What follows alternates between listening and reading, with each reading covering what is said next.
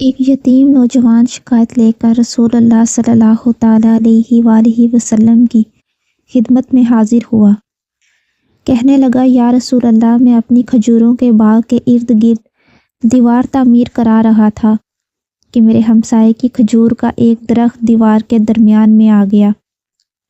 میں نے اپنے ہمسائے سے درخواست کی کہ وہ اپنی کھجور کا درخت میرے لیے چھوڑ دے تاکہ میں اپنی دیوار سیدھی بنوا سکوں۔ اس نے دینے سے انکار کیا تو میں نے اس کھجور کے درخت کو خریدنے کی پیشکش کر ڈالی۔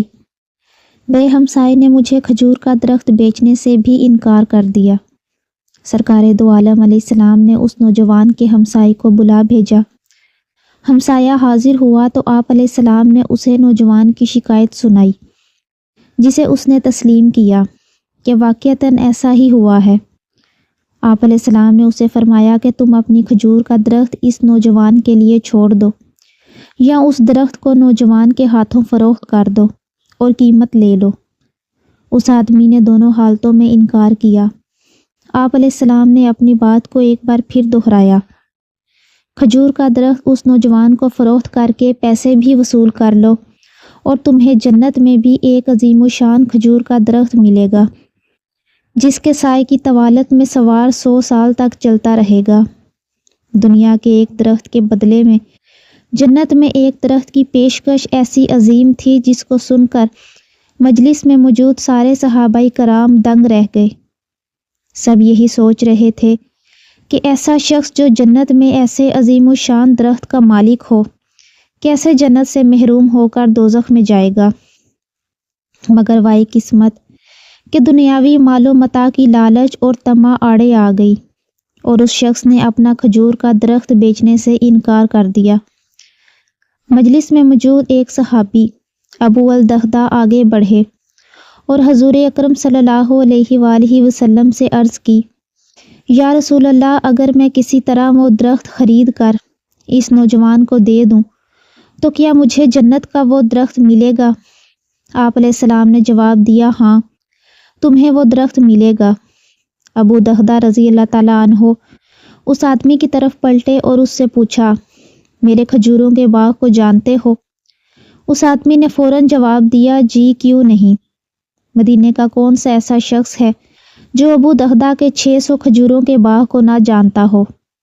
ایسا باغ جس کے اندر ہی ایک محل تعمیر کیا گیا ہے، باغ میں میٹھے پانی کا ایک کنواں اور باغ کے ارد گرد تعمیر خوبصورت اور نمایاں در و دیوار سے ہی نظر آتی ہے۔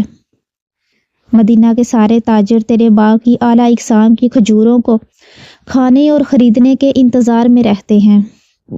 ابو دغداء نے اس شخص کی بات کو مکمل ہونے پر کہا، تو پھر کیا تم اپنے اس کھجور کے ایک درخت کو میرے سارے باغ، محل، کنویں اور اس خوبصورت دیوار کے بدلے میں فروخت کرو گے؟ اس شخص نے غیر یقینی سے سرکار دو عالم کی طرف دیکھا کہ کیا عقل مانتی ہے کہ ایک کھجور کے بدلے میں اسے ابو دغداء کے 600 کھجوروں کے باغ کا قبضہ بھی مل جائے یا نہیں۔ معاملہ تو ہر لحاظ سے فائدہ مند نظر آ رہا تھا۔ حضور پاک اور مجلس میں موجود صحابہ کرام نے گواہی دی اور معاملہ طے پا گیا۔ ابو دغداء نے خوشی سے حضور اکرم علیہ السلام کو دیکھا اور سوال کیا، یا رسول اللہ، جنت میں میرا ایک کھجور کا درخت پکا ہو گیا نا؟ آپ علیہ السلام نے فرمایا، نہیں۔ ابو دغداء سرکار کے جواب سے حیرت زدہ ہوئے۔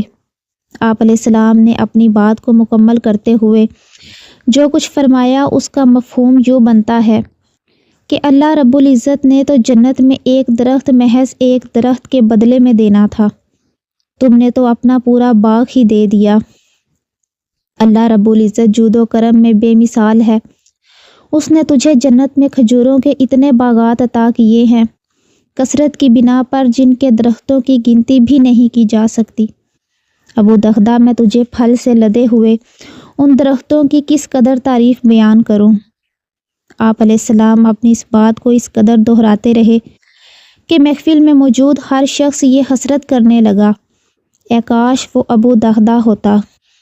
ابو دغداء وہاں سے اٹھ کر جب اپنے گھر کو لوٹے تو خوشی کو چھپا نہ پا رہے تھے۔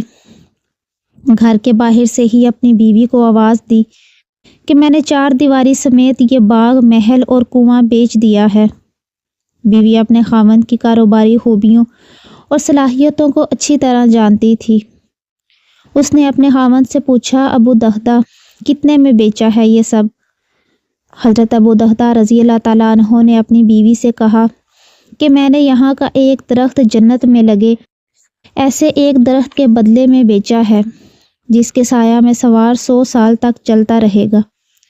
ابو دہدہ کی بیوی نے خوشی سے چلاتے ہوئے کہا، اے ابو دہدہ، تو نے منافع کا سودا کیا ہے۔